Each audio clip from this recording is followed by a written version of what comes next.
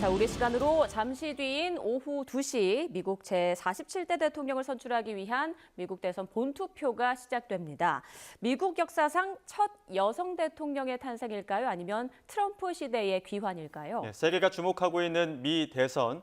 먼저 바이든 대통령의 후보 사퇴부터 투표 직전 초접전 경합에 이르기까지 이번 선거의 결정적 순간들을 보시겠습니다.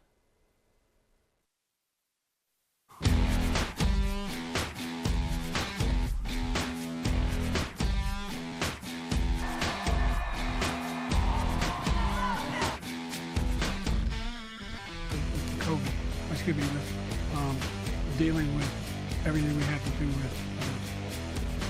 Look, if we finally beat Medicare,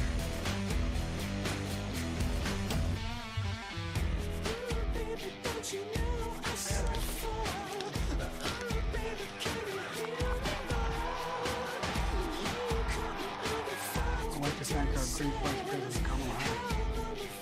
The experience is tough.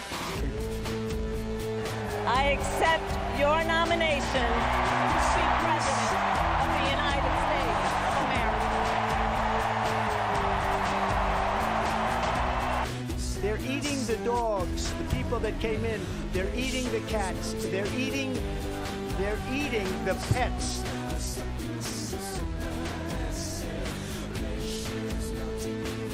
There's literally a floating island of garbage in the middle of the ocean right now. Yeah, I think it's called Puerto Rico. Decent, honorable people. The only garbage I see floating out there is their supporters.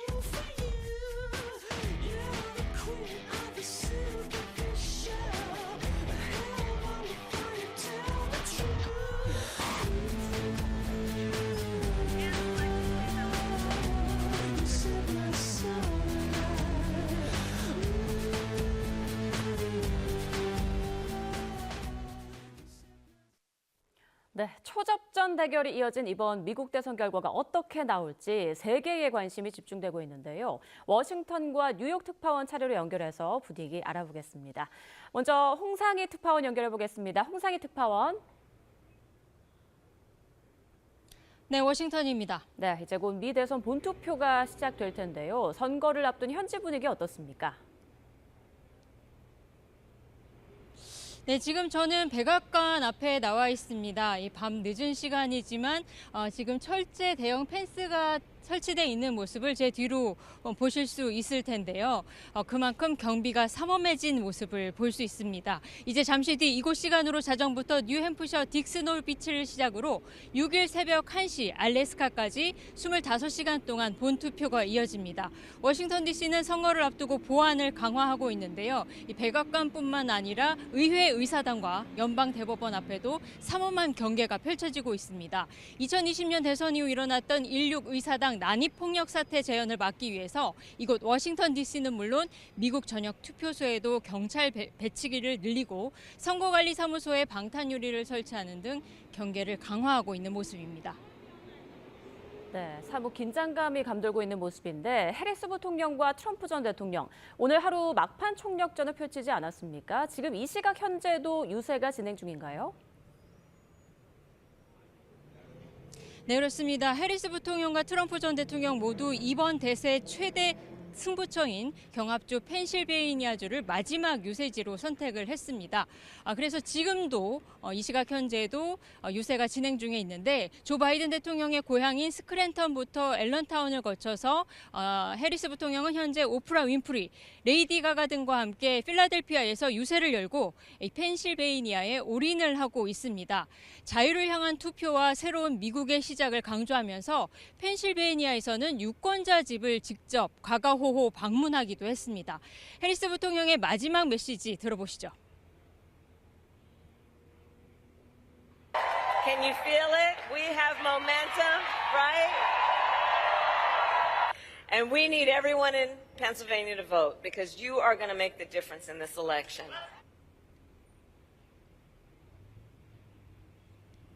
트럼프 전 대통령은 노스캐롤라이나 롤리를 시작으로 펜실베이니아를 거쳐서 유세를 펼친 뒤에 미시간주에서 마지막 야간 유세로 대선 캠페인을 마무리합니다. 2016년과 2020년 마지막 유세를 펼친 미시간 그랜드 래피즈입니다. 트럼프 전 대통령은 핵심 쟁점 중 자신이 우세를 보였던 불법 이민 문제를 부각하면서 해리스 부통령에게 다시 해고를 외쳤습니다. If we get everybody out and vote, there's not a thing they can do. You're going to say you've done a terrible job, you're grossly incompetent, we're not going to take it anymore. Kamala, you're fired. Get the hell out. Get the hell out of here. 네, 가장 궁금한 것이 언제쯤 대선 결과가 나올까 하는 건데요. 현지에서는 어떻게 예상하고 있나요? 네, 모든 사람이 궁금해하고 있는 점이죠. 이르면 한국 시간으로는 7일, 늦으면 이번 주를 넘길 수도 있겠습니다. 대선 결과를 좌우할 7곳의 경합주 투표 결과가 언제 나오느냐가 관건인데요. 경합주 선거인단 93명 가운데 가장 많은 선거인단 19명이 걸린 펜실베이니아는 선거 당일 우편 투표 개표가 시작되기 때문에 결과 발표까지 시간이 상당히 걸릴 전망입니다. 네바다주의 경우엔 선거일인 5일 도장이 찍힌 우편 투표 용지를 인정하고 있고 미시간주와 조지아주 등은 표차가 0.5%포인트 이하면은 재검표가 진행되거나 이 재검표를 요청할 수가 있습니다. 만약 예상과 달리 해리스 부통령과 트럼프 전 대통령 가운데 한 명이 처음부터 압승한다면 한국 시간으로 7일 오전까지 결과가 나올 수도 있겠지만요. 개표 결과도 접전이 이어진다면 이번 주를 넘길 가능성도 배제할 수 없습니다. 그렇군요. 그리고 미국 대선은 주별로 분포한 선거인단을 많이 확보하는 싸움인데 경우의 수는 어떻게 됩니까? 네, 말씀하신 대로 전체 선거인단 538명 가운데 과반인 270명 이상을 확보하는 후보가 승리를 하게 됩니다. 현재 해리스 부통령은 뉴욕, 캘리포니아 등 226명의 선거인단을, 트럼프 전 대통령은 플로리다주와 텍사스 남부 지역에서 219명을 확보한 것으로 분석되고 있습니다.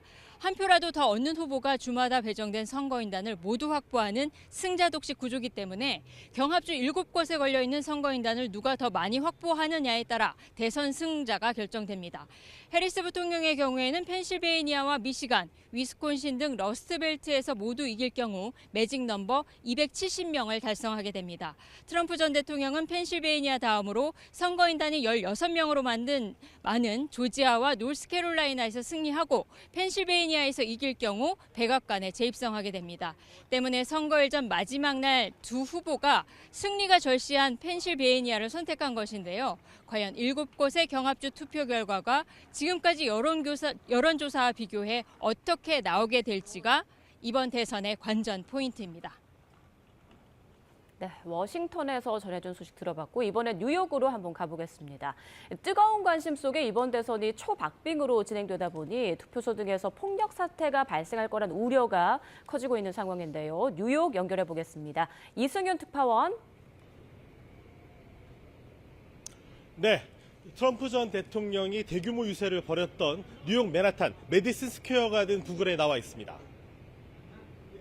네, 투표소를 비롯한 중요 시설에 철저한 보호 조치가 이루어지고 있다고요? 네, 그렇습니다. 지금 경찰 병력이 곳곳에 배치되어 있고요. 경계가 매우 삼엄합니다.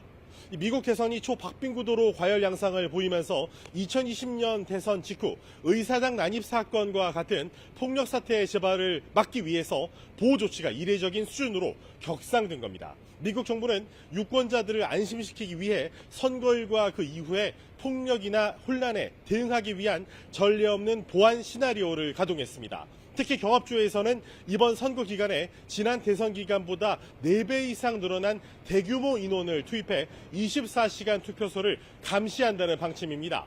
선거 기간 동안에 이 응급 요원들의 휴가는 중단된 상태이며 감시용 드론까지 동원해 요새처럼 보호되는 개표소도 있습니다. 미국 전역에 있는 수백 곳의 선거관리사무소 역시 방탄유리와 강철문, 각종 감시 장비로 보호받고 있습니다. 일부 지역에서는 투표소의 현장관리 책임자들에게 신분증끈에 달 수 있는 패닉 버튼, 즉 비상벨을 지급했습니다. 우편물을 통한 화학물질 공격에 대비해 방호복과 해독제는 물론 방탄조끼를 준비한 곳도 있습니다. 경합주에서는 주 의사당 주변에 보안 펜스를 설치하고 주요 시설 출입문과 감시 장비를 보완했습니다. 이처럼 미국 선거당국이 초긴장 상태를 유지하는 건 지난 2020년 대선 이후에 벌어졌던 폭력 사태의 악몽 때문입니다. 4년 전 대선에서 패배한 도널드 트럼프 전 대통령의 극렬한 지지자들은 선거 결과에 불복해 2021년 1월 6일 미 의회 의사당에 난입해 미국 사회에 큰 충격을 안겨줬습니다. 트럼프 전 대통령은 이번 대선 과정에서 선거 사기를 거론하는 등 패배할 경우에 불복할 가능성을 시사하고 있습니다. 이번에는 폭력 사태가 없어야 할 텐데요. 그런가 하면 후보들은 막판 변수로 떠오른 바이든 미국 대통령을 이번 선거에 어떻게 활용할지 고심하고 있다고요. 네, 그렇습니다. 선거 막판에 조 바이든 미국 대통령이 쓰레기는 트럼프 지지자들 뿐이라고 발언한 것이 카멀라 해리스 부통령과 도널드 트럼프 전 대통령 대선 캠프 양측에 모두 큰 변수로 작용하고 있습니다. 트럼프 측의 푸에르토리코 섬은 쓰레기 섬이라는 이 실언으로 기세를 올리던 분위기에 찬물을 끼얹은 섬이 셈이 되자 해리스 부통령은 거리 두기에 나섰습니다. 반면 이때를 놓칠세라 트럼프 전 대통령은 쓰레기 수거차를 몰고 환경 미화원 조끼를 입은 채 바이든 비판에 열을 올렸습니다. 두 후보의 얘기를 연달아서 직접 들어보시죠. First of all, he clarified his comments, but let me be clear, I strongly disagree with any criticism of people based on who they vote for. They treat you like garbage. They treat our whole country like garbage with open borders, with all of the horrible things they've done to hurt our country, inflation that should have never happened. 다만 해리스는 바이든의 말실수와 낮은 지지율 때문에 부담을 느끼고 있지만 바이든 대통령이 자신의 약점을 메워줄 수 있어 마냥 거리를 둘 수는 없는 입장입니다. 특히 바이든 대통령이 이 해리스 대통령이 부통령이 취약한 이 교외 지역과 흑인 유권자의 지지를 얻었던 만큼 바이든 대통령의 정책 계승을 강조하고 있습니다. YTN이 이 CNN 정치부 기자와 이에 대해서 분석하는 대담을 진행했는데요. 얘기를 직접 들어보시죠. And so finding that distance, but also appealing to the voters he appeals to. His 2020 coalition had strong suburban voters, strong support from black voters as well. So 반면 트럼프는 초반에는 바이든 행정부의 정책을 모두 뒤집겠다고 열을 올렸습니다. 특히 전기자동차에 보조금을 지급하는 바이든 행정부의 IRA, 즉 인플레이션 감축법을 폐지하겠다고도 공언했습니다. 하지만 미 공화당 하원 의원 18명과 의장이 IRA 법 폐지에 반대하자 역풍을 우려해 전기차는 대단하다며 한 발 물러선 상태입니다. 인기가 높지는 않지만 막판 변수로 떠오른 바이든 대통령을 해리스와 트럼프 모두 선거에 어떻게 활용할지 고심하고 있습니다. 네, 과연 결과가 어떻게 나올지 차분하게 지켜봐야겠습니다. 지금까지 미국 워싱턴과 뉴욕 특파원 연결해서 이 대선 투표 상황 알아봤습니다. 두 분 고맙습니다.